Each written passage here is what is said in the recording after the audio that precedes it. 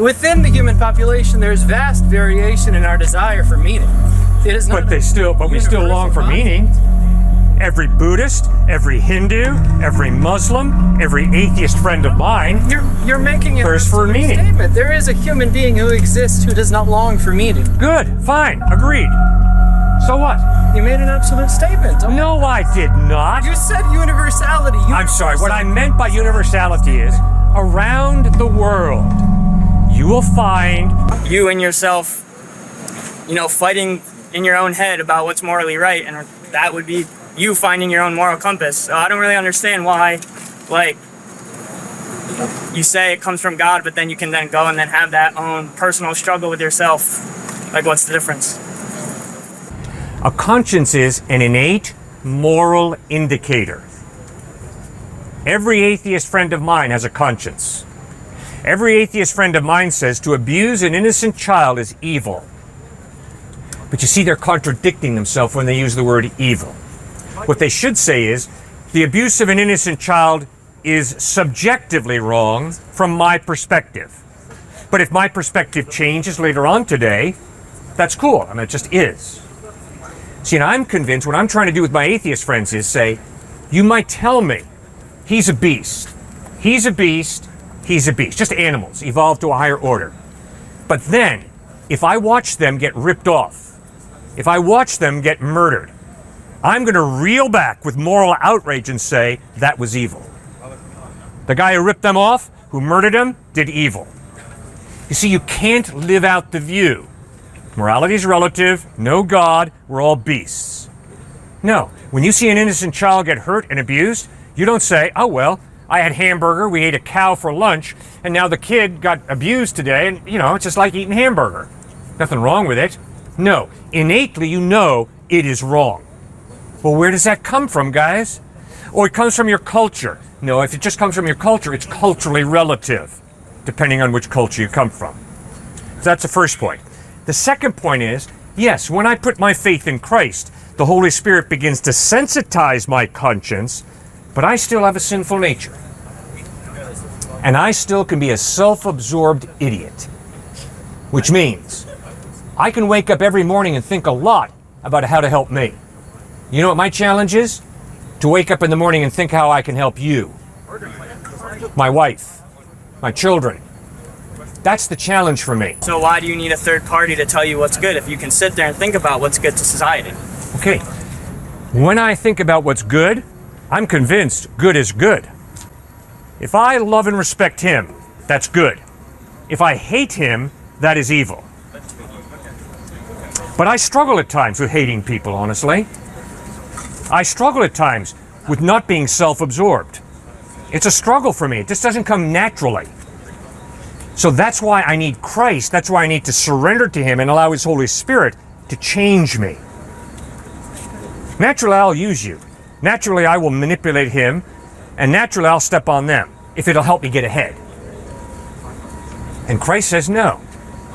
And if you think deeply enough, you realize Jesus ain't blowing smoke, he's speaking the truth. But do I still have a free will? Oh, I sure do. And I lose my temper as a 70-year-old guy who's been fighting my anger and my temper for a lot of years. I still lose my temper. I'm embarrassed to tell you that, but it's the truth. And if I didn't tell you that, I'd be lying to you. So then why do you feel the need to take it to a third party? If we're all born with something in us that can tell us, hey, maybe this isn't good, maybe this isn't bad, why do you then put it on this third party to tell you how to live your life? I feel like we all are capable of looking at each other and saying, I wouldn't want him to treat me like that. I'm not going to treat him like that.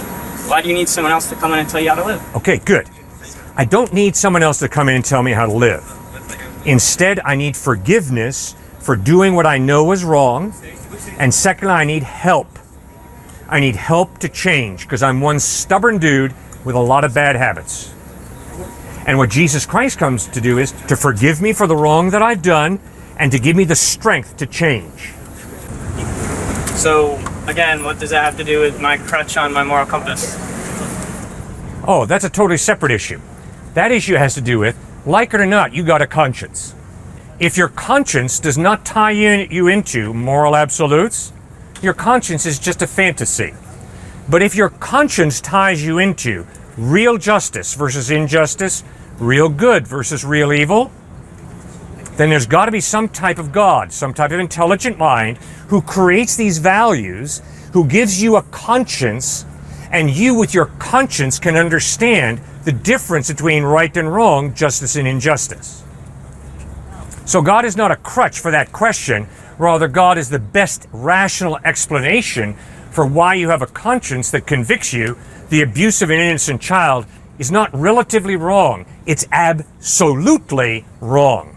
It seems that you almost answered my question naturally when you said that death would be my crutch. I mean, yeah, that's... No, death is not your crutch. But that's what you just said. No, it is not. You're not listening, sir. No, you're not.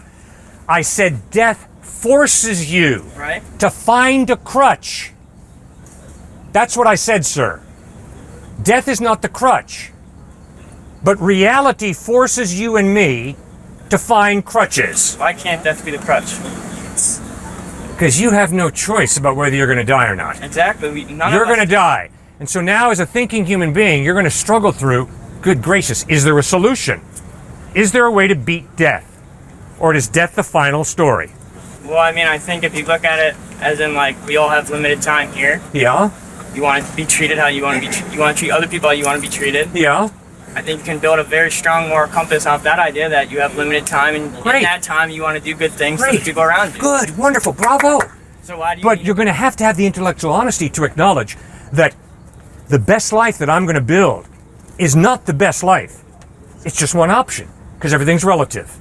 So please don't tell me that it's best to respect people. Don't tell me it's best to forgive. Don't tell me it's best to feed the hungry. Instead, say, there are many options, and I can choose any one of them. But because there is no God, there is no moral absolute, which means if your definition of best is to be Mother Teresa, bravo. But if my definition of being best is to be Adolf Hitler II, bravo. You're not right, I'm not wrong, I'm not right, you're not wrong. There is no right and wrong, guys. It's all a crapshoot. Life is meaningless. Why?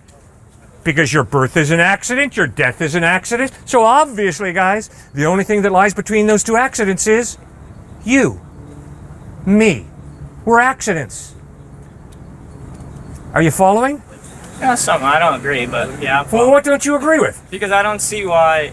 I mean, you're saying exactly what my view is, but then you turn to God at the end. I don't understand why you can't just sit here and say, no, we're all in this together. We all have limited time. We're all trying to have the best experience we can. Yeah. Through that, we can treat the other people around us how we want to be treated. And yeah, you could do that. I would even make the argument that a lot of people who do go through your viewpoint don't do good things to the world. I agree. Let's take a flip through the history book. I agree. All the genocides that Christianity has caused. No. Not all the genocides of Christianity.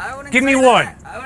The colonists coming over, the colonists coming over with Manifest Destination, all the people who lived here before them, they told them that... You think all the colonists were committed to Christ and that's why they wiped out Native Americans? What is Manifest Destiny?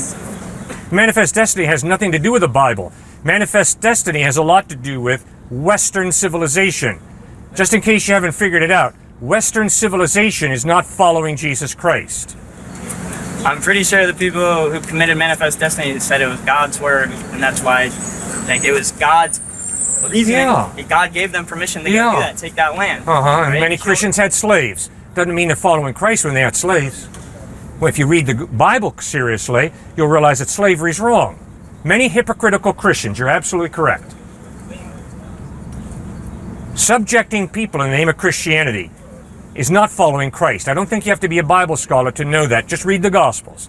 Jesus didn't go around calling for racial superiority, for colonization.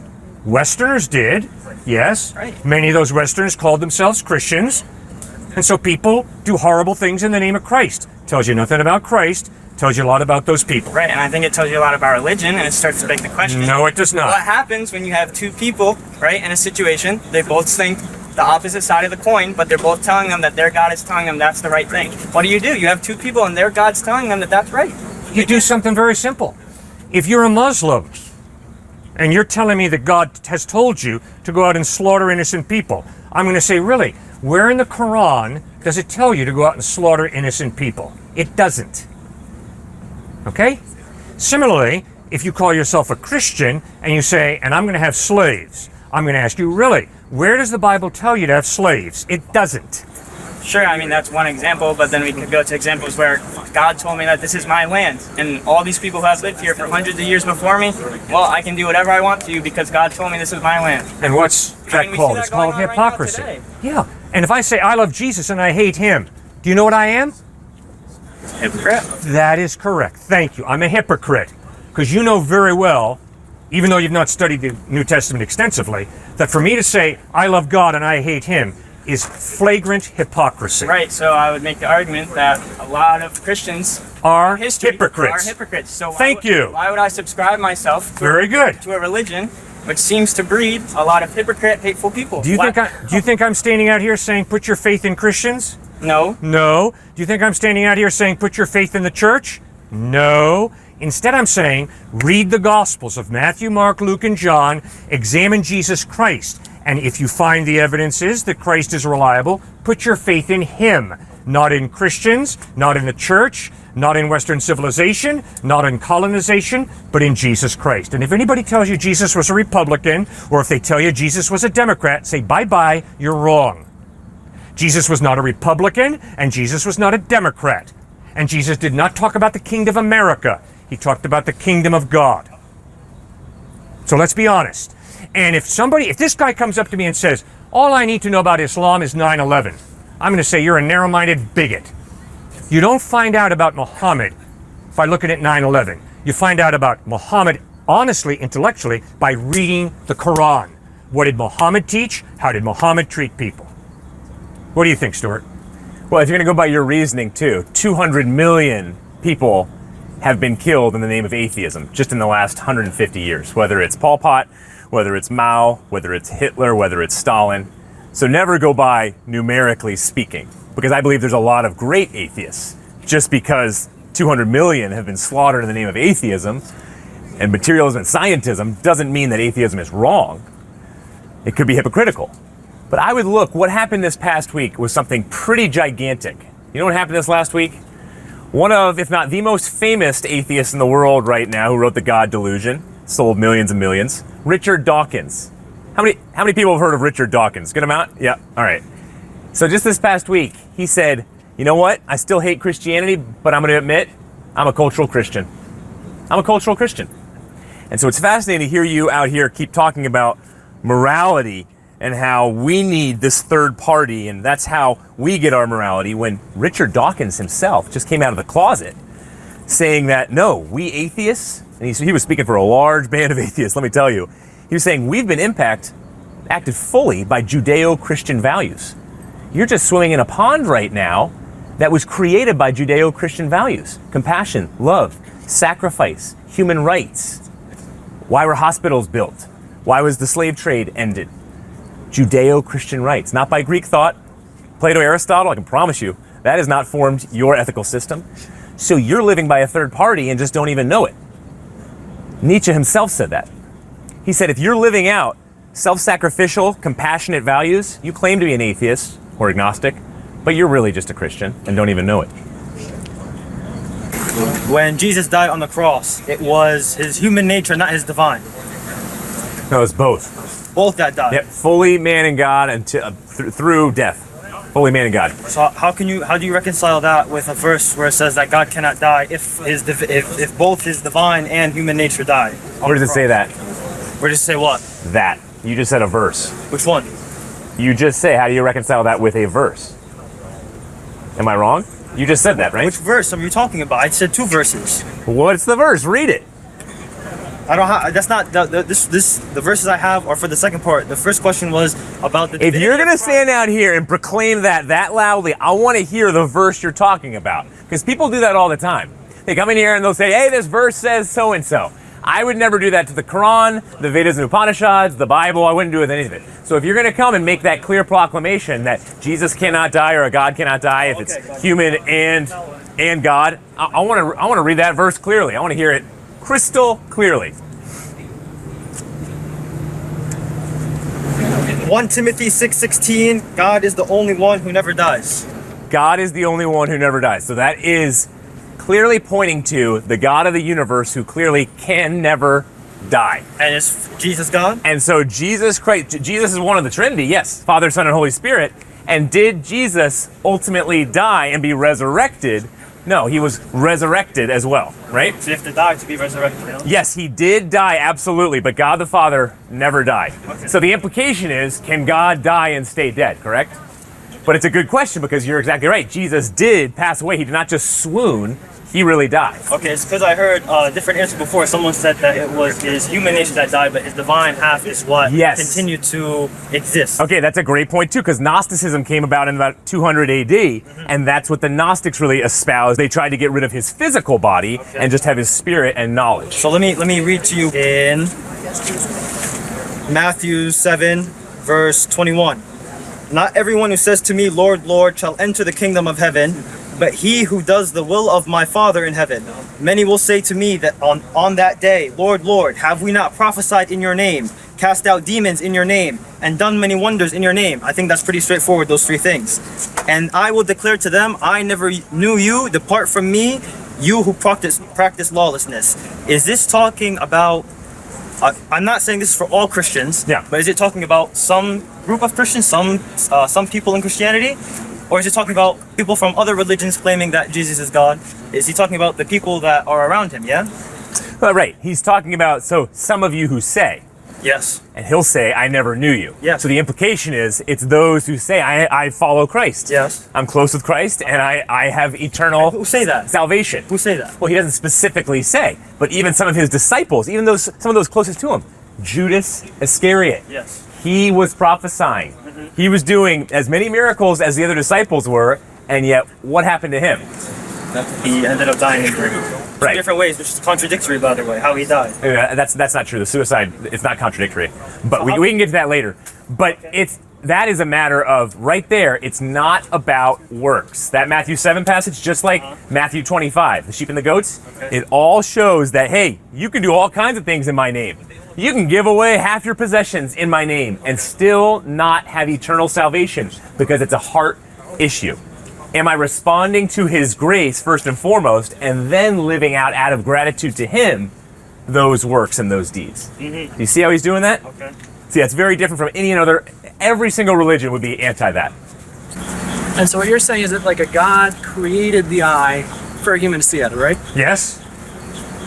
So God created a really complex thing, this eye, right? Yeah. Is God complicated?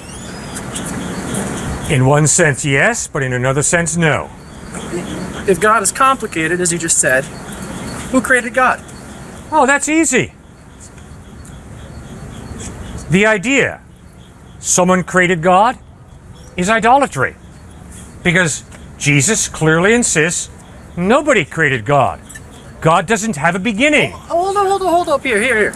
You're saying the eye can't just magically pop into being. That's God right. had to create the eye. So who created God then? God didn't pop into being. God has always existed. God is eternal. God did not pop into being. The human eye, Yep. you're saying, was created by something. No.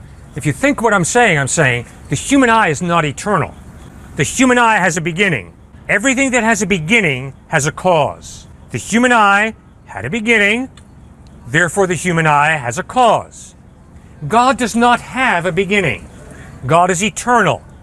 Therefore, God does not need a cause. How do we know that God's eternal? It didn't have a beginning.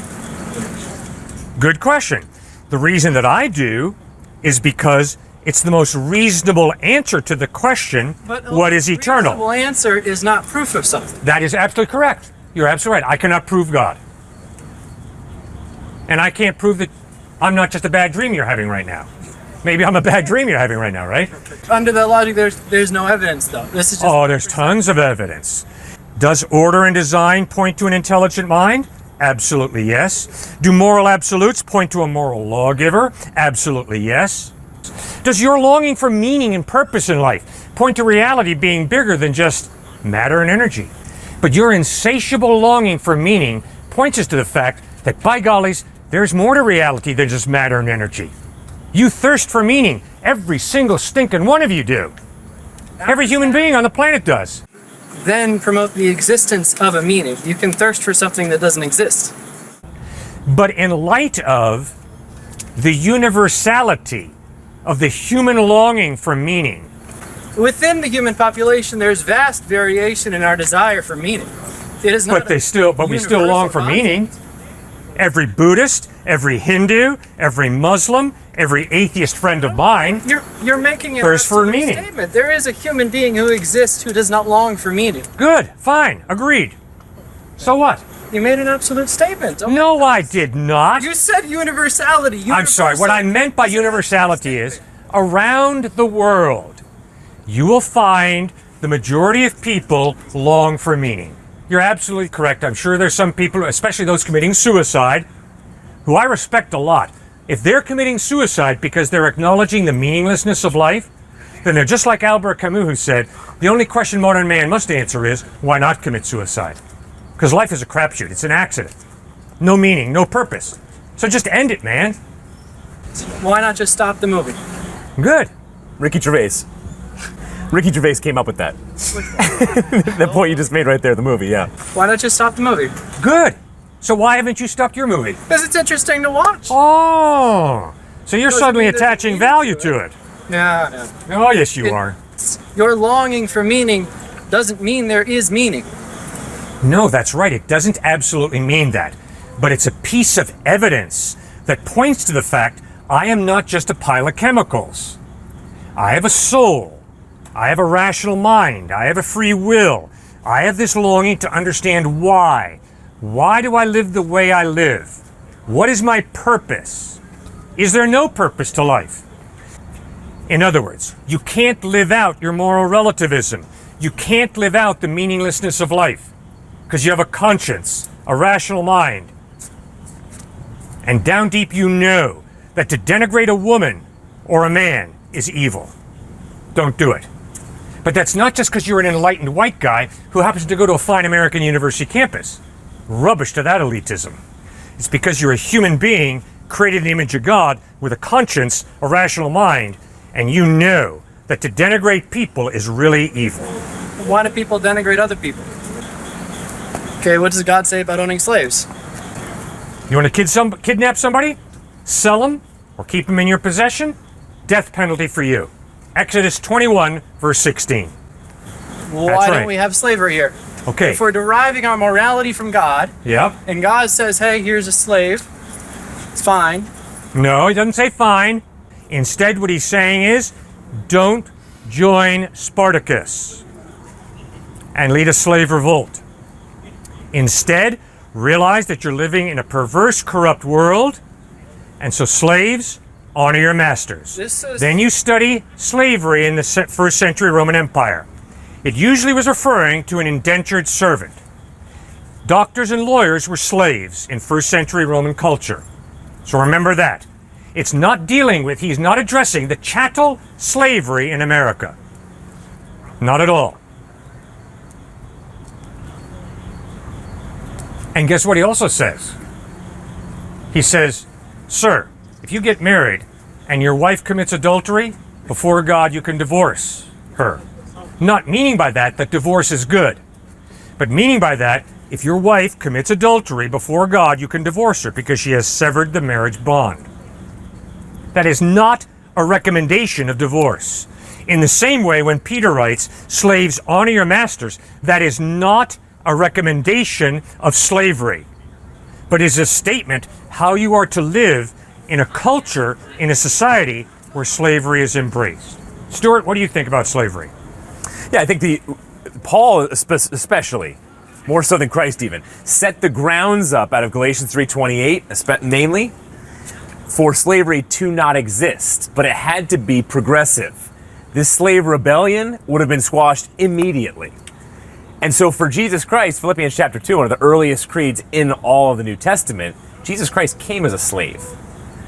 So you have to deal with, okay, why was it that William Wilberforce and so many others were able and wanting to abolish slavery, not just in Europe, but also here in the US? They were all motivated by their Christian faith to say nobody should own somebody else, and especially they attacked the race-based form of slavery.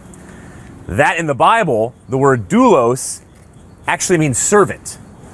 No, I have a question. And so those who were actually... Hold up, I have a question. All right, redhead. Yeah, similar redhead. I like redhead, so you go right ahead. Don't call me redhead. Okay, so you're saying that these Christians, they didn't like slavery, right?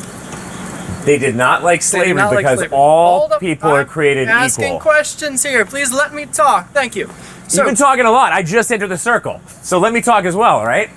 Christians are saying, hey, we don't like slavery, let's abolish it, right? Even Frederick Douglass himself was an abolitionist who was motivated by his Christianity, despite his racist white slave owner who used the Bible incorrectly, he said, to keep him within slavery. Go read Frederick Douglass, please, or Martin Luther King Jr. Let's keep. Was there ever a point in time in which Christians used their Christianity to like slaves? Absolutely. There was a point in time, too, that Christians were... So Christians used their Christianity to form a moral basis to say that slavery was good and fine. And then later... Nope. Reviewed that moral claim that slavery was good and that came from the Bible. Absolutely and not. said, hey, this isn't true? Absolutely not. Well, if it's not go true, read then go read Mark Knoll, and he wrote the book The Civil War as a Theological Crisis. And he, in that book, along with many other historians, no, I'm not going to hold up. You can tell me to hold up. You keep talking. Stop talking and let me actually answer the question. Mark Knoll was the one who specifically said, if you look historically into slavery, it was not a matter of a theological basis for why the South actually enslaved people. It was financial. There was almost nobody who actually looked at the Bible and said, oh yeah, Jesus is out here telling me to go whip a slave. I have never met anybody, by the way, and I've talked to a lot of Christians who actually think the Bible was ever condoning slavery. And you earlier stated that this slave owner used his Christianity to endorse slavery, right? Correct. And that was a twisted twisted scripture, of exactly. Christianity, yeah? Yep. Okay, so if it's a twisted pervasion of Christianity, you're saying that this perfect moral guideline can be utilized for the immoral? Anything can be weaponized. I could be buttering my bread with a knife and stick it in you. The Bible can be weaponized just like a knife.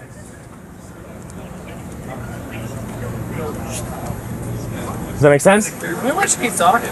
No, I just answered your question. Okay. The Humanist Manifesto can be weaponized as well. Easily.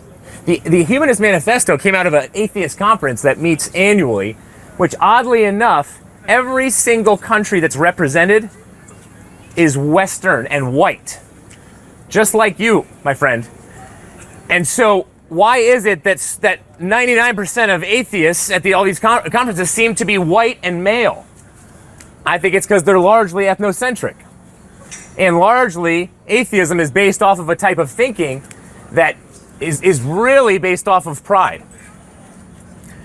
So that would be my short response. I agree with a lot of what you said, and it sounds like I answered your question well because I didn't hear a response, and now you're riding off into the sunset. And I'm glad you asked it, though, because you're right. Any book or anything can be weaponized. Does not discount it, though, for what its proper use should be. And what if I just say, oh, I fly, and then you don't believe me? Then what do? I wrote it in a book. I flew. Great. Well, if you go to the top of the library, jump off and fly to that building over there, I'll believe that you fly. But if you jump off that building and splatter all over the cement, I'm going to know you don't fly. If I get 100 people to say that I flew, then would you believe me? But you weren't there. If I got 1,000 people to say that I flew, would you believe me if I wasn't there? That would definitely give you more credibility. But no, I would ask, what are these people gaining by saying that they saw you fly? Have you simply deceived them in some magical way? What if everyone's purpose is just to deceive you? So I get 10,000 people, and they're all their purpose is just to deceive you, to tell you that I fly. But to you, I'm credible because I got eyewitnesses. Eyewitnesses can get you thrown into prison. Yeah. Not many of them, right? But I can promise you, if you told me that you flew on your own, unaided by an airplane or a parachute or whatever, I would be skeptical, but I'd be open to saying, okay, what's the evidence? How many people think that you, Shad, have flown? Well, no, none. But I don't have the sources right now. But I'm saying hypothetically, if I got 10,000 people to say that I flew, would you believe that I flew? Shad, I think it's very dangerous to try and live in the hypothetical world. prove a hypothetical. So right about now, I got to make a decision. Is he hypothetically here, or is he physically, literally here? And if he's physically, literally here, my fist better stop right there. See, I don't live in this hypothetical world that says, well, hypothetically, he might be a dream I'm having Yeah, but right you have now. evidence- So therefore, I can just keep swinging. No, the overwhelming evidence is he is standing here. That's why my fist better stop here. Yeah, so Yeah? you can't see Jesus Christ, and you didn't know that he was revived from the dead. You're just getting that from account witnesses written in the Bible. I never saw George Washington. I never saw Napoleon. I never saw Plato or Socrates.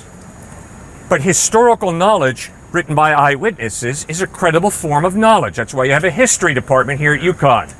Because historical knowledge, which has nothing to do with repeatability, we don't get Washington back and get him inaugurated first president of the United States every fall so that all you UConn students can say, oh, I get it. Washington really was a first president of the United States because he just was inaugurated in my classroom. No. Instead, you study eyewitness documents, American history, and you come to understand our first president was George Washington. I'm not arguing that Jesus Christ wasn't real. So you can I'm not arguing that George Washington isn't real. But I'm like, if all the accounts on George Washington was real, I would disagree about that. Like, I'm sure there's something about George Washington that documented accounts got wrong. Good. That's not real. Legends grew up around George Washington. Therefore, we better learn how to distinguish between historical narrative and legend. And they are different. Very different. If you choose, why do Right. you choose this one? Why not the Book of Mormon? Why not the Korah? Why not why do you choose this? Why this one? Why is this one right and everything else wrong? Because when you read about Joseph Smith, who started the Mormon Church, and when you read about his claims, Yeah. there is so much internal contradiction. I could say the same thing about your work. Good, then give me one example of how Christ contradicted himself. Infinite things. Hold Good, on. well, I'm going to be out here for a few hours today, so why don't you go find your contradiction of Christ and bring it out here? You can't accept the contradictions of Joseph Smith, but you do insist, although you don't have an example right now, that Christ contradicted I'm working himself. on it. Okay, good. Keep working. Be an open-minded thinker. Can God be seen by man? In John 4:12, or however you pronounce it, no one has ever seen God. In Timothy 6:16, no man has seen or can see God. But then there's also the story of Abraham seeing God. That's one example. There's also a lot of examples with incest of contradictions. How are some contradictions just context and some just diametrically opposed to what other books say? Okay, what does it mean when I say that I have seen God in the first century and saw Jesus? I saw God in human form. But no one has ever seen the Father.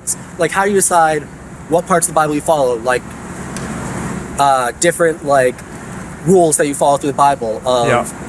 Like, if you're, I don't know the exact quote or whatever, but there's a whole thing about how, like, if your brother dies with a wife, you must implant your seed in her to have the children, or something like that. I can find the actual writing.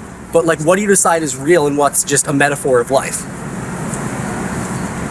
If you can't answer that question, you will flunk out of this place. You will flunk your English class and you'll flunk your biology class. But you're using the book as a scientific explanation for what. No, I am not. There is no So you're saying. science in the Bible. Let's all say it together. So- there is no science in the Bible. That is why, if anybody says to you, science contradicts the Bible, they either haven't read the Bible or they don't know what science is. There's nothing behind it. Why should I believe it?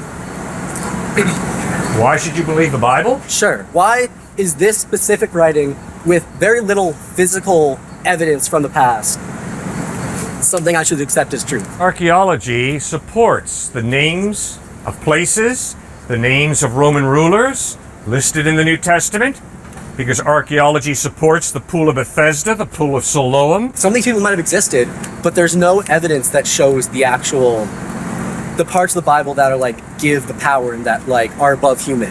Oh my goodness. You can't scientifically prove God. Why? Because God is not a physical object. God is a spiritual being. Therefore, science has no answer to the question, does God exist or not? because science only deals with what you can observe and repeat. And if you can't observe it, and if you can't repeat it, it ain't science. But guess what? If you tell me that the only way you can know truth is through science, you are naive, gullible, and ignorant. Then I'm all of those things. Why All right, would you you say are. that's not science? What? Prove to me that he has a rational mind. Scientifically prove it. You can look at you can look at a CAT scan, look at his brain, and use the information from that to determine. Hey, you don't know that's a brain. It's mush between his two ears. You know very well why you accept he has a rational mind. Because look how he's dressed. Listen to him speak in an articulate fashion. That articulate speech of his doesn't come about by chance. It shows me that there's a rational mind between his two handsome ears. Similarly, I can't grab hold of God, put God in a test tube and say, oh, now I've proven that God exists. That's impossible, because God is not a physical being. The difference between a person at a college campus who's dressed whatever, you can assume he has a rational mind, versus there's an all-knowing being that's lives in the sky that is like has made everything. There's much bigger jump than just someone has a rational mind. That's right.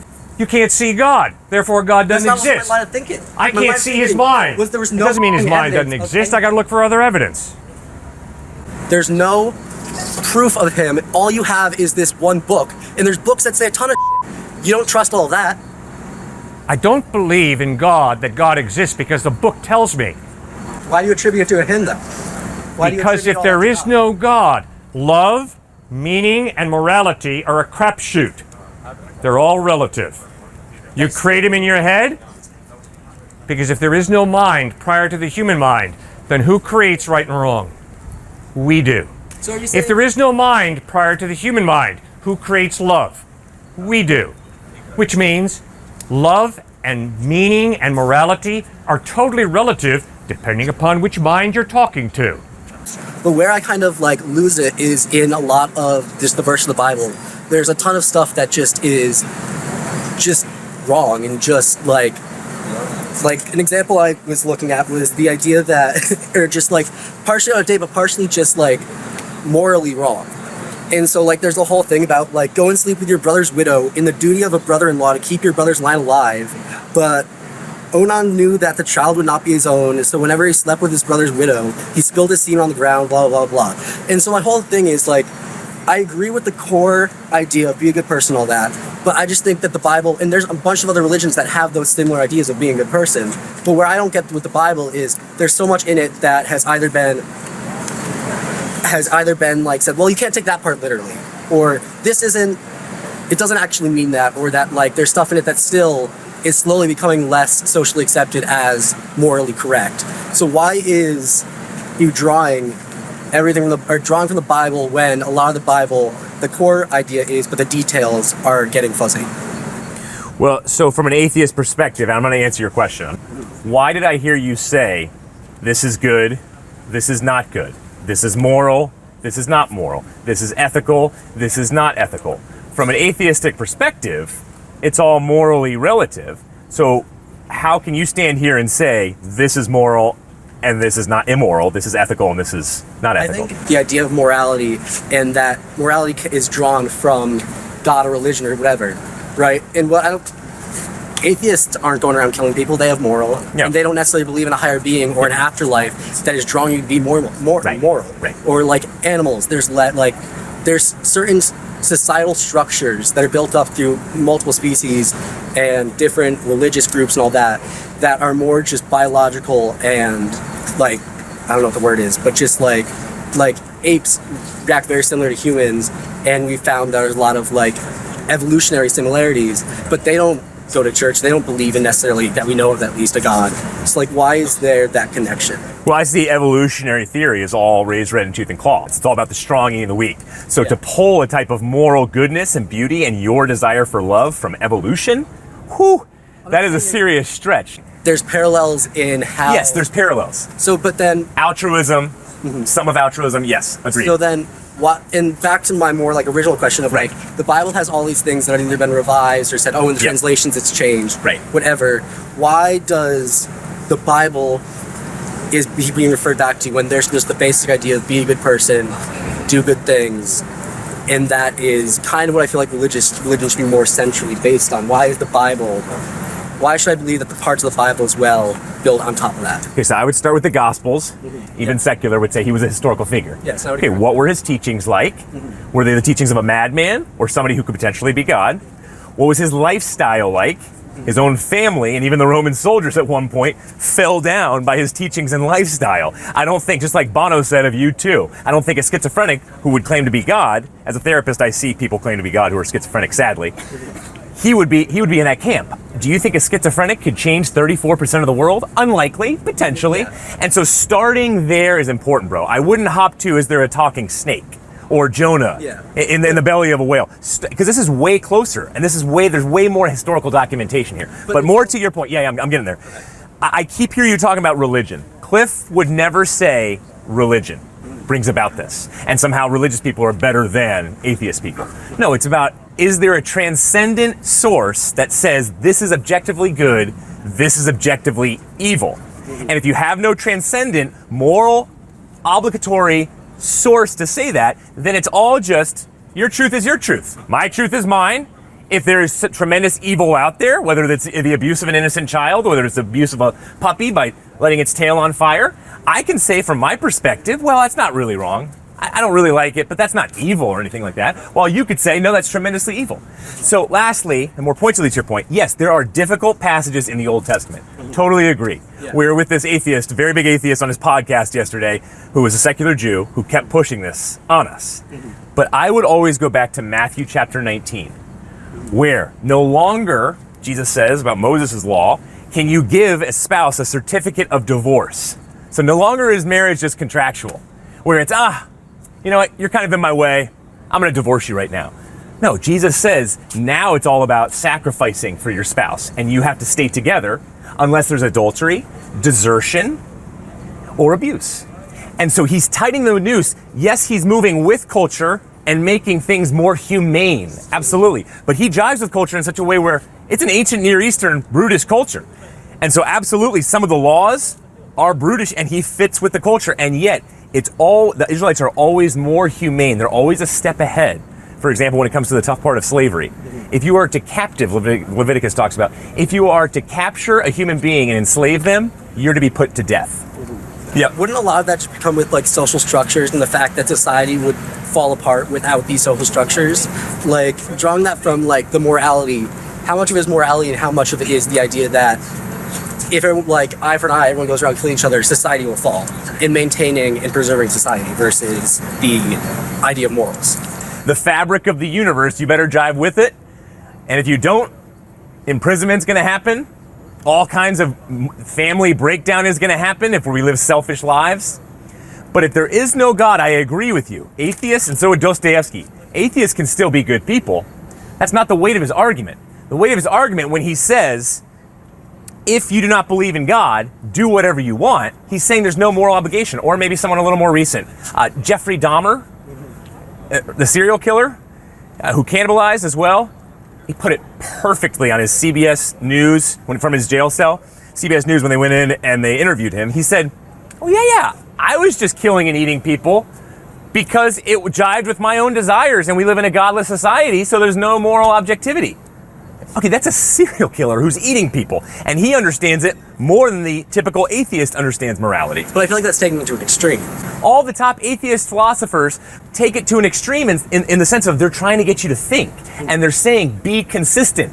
That's why Nietzsche went to the point of saying, I really despise my atheist friends who are living for compassion, love, sacrificing for another. That does not jive with atheism at all. They're being inconsistent. All of what you guys are saying is going back to like, okay, well, don't take it so literally. It's more this idea, and you're personally drawing that from the Bible and not the actual word itself, while also talking about the historical backing, but also expanding and drawing meaning from something that you're using as a I'm not articulating it well, but I never turn to the Bible to answer the question, does God exist? yes. The Bible, for me, has nothing to do with that question. But the second question, who is Jesus Christ? Well, obviously the Bible, the New Testament, has everything to do with that. Why? Because Matthew, Mark, Luke, and John are the historical eyewitness accounts of how Jesus lived, what he taught, how he died, and how he rose from the dead.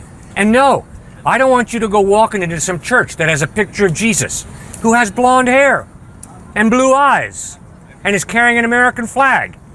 Because that ain't the real Jesus.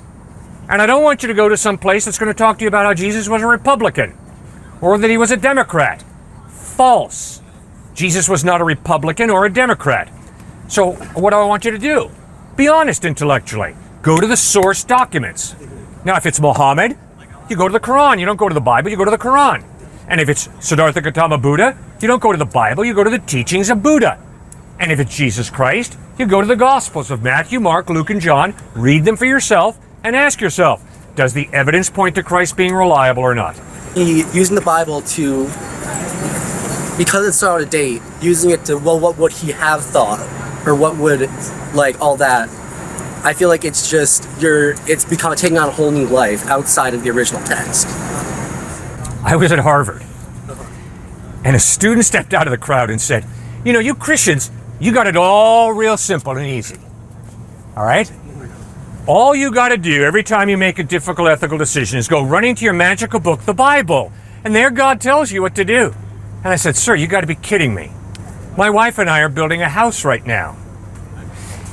In light of the fact that people are starving to death today, and we have the solution for starvation.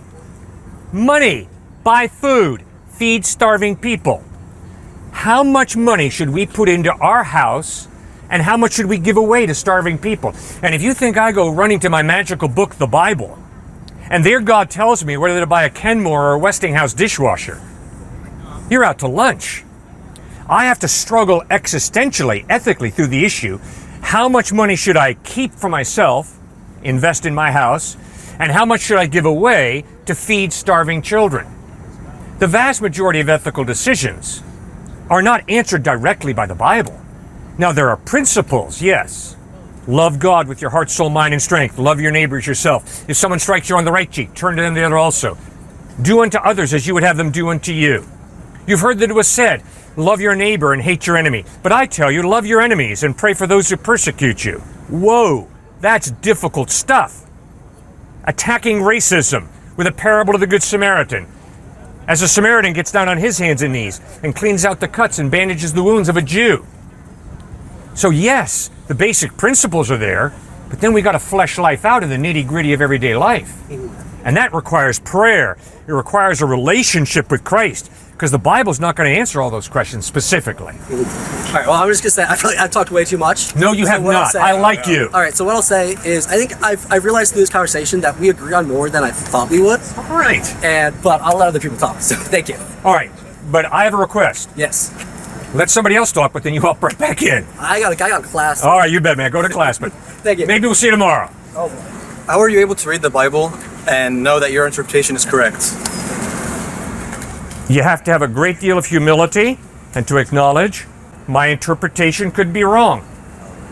No matter like how you put it, like so many people will try to humble themselves and have humility when reading the Bible and putting it in context. Right. Different interpretations will come up. Yes. And disagreements will come along, and that's how like the different denominations came along. Yeah. So how can you make certain that yours is correct? And What I can do with you is explain why I interpret the way I do, and then if you disagree with me, I will challenge you in the same way that you will challenge me to read more accurately, to interpret more precisely. But bottom line is, you make your decision, you got to make up your life, I make my decision, I got to make up my life. And I got a ton of friends who say, Cliff, you're misinterpreting the Gospels. Jesus is not God. He's a good teacher.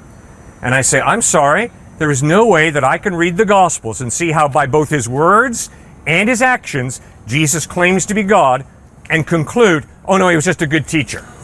It's impossible for me. That would be intellectual suicide. The same way I cannot read the Quran and say, oh, Muhammad really thought Jesus was God in human form. That's my interpretation. No, that's a false interpretation. Muhammad made it very clear, Jesus is not God. Now, I respect him.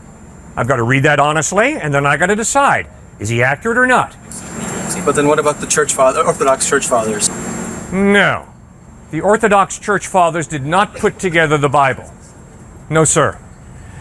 From Rome, Italy, down through Antioch, Jerusalem, down to Alexandria, Egypt, it was the worldwide church that agreed what books would be included in the New Testament canon and what would be excluded.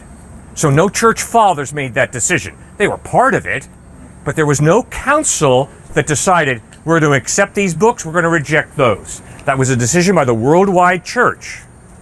In fact, that was one of the criteria that had to be met by these books, that it was accepted universally, not just by the church in Alexandria or the church in Antioch or the church in Ephesus.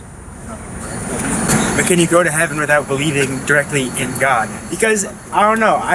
Whenever I would learn, you have to put all your belief in, but you can't believe in something that you don't already believe in. If you go back to your example before, you could believe he's like not real, but I messed up my car. You don't have to. Sorry, take your time. I'm doing a bad job of explaining this. You can't make yourself believe in something. Can't make yourself believe in something. If you Correct, I agree. So if you were born and raised not believing in God, Yeah. how are you supposed to transition into becoming a believer? Are you trying to maintain that you believe today everything that you were taught as a little kid? No. Good. So you don't have to believe what mommy and daddy taught you.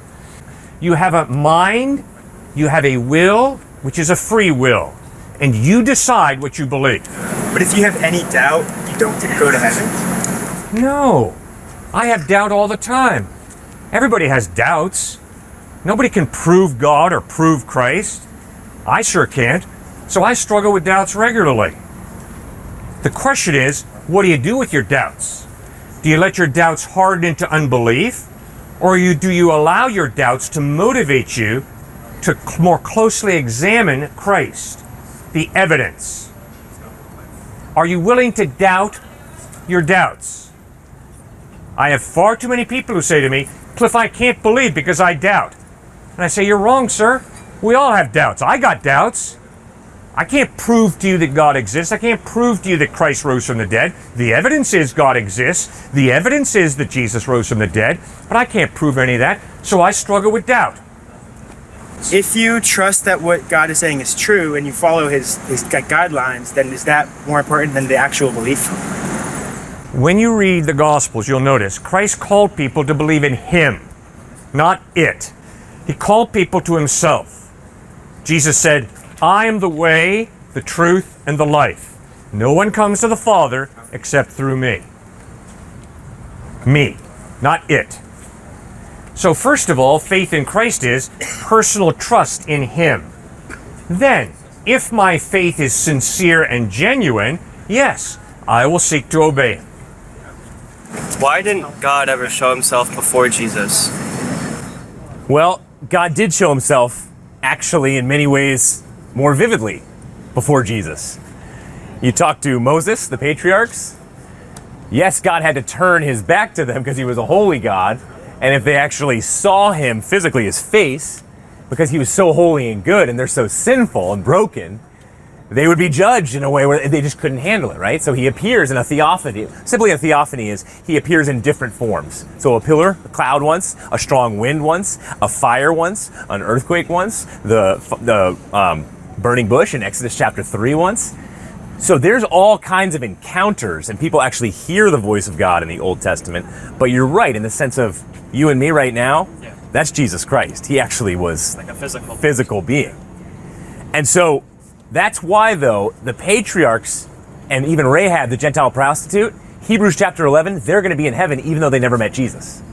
Because they encountered God, they believed in God. They took that step of humility and said, I am not God, money's not God, my nation is not God. But no, there's a God out there.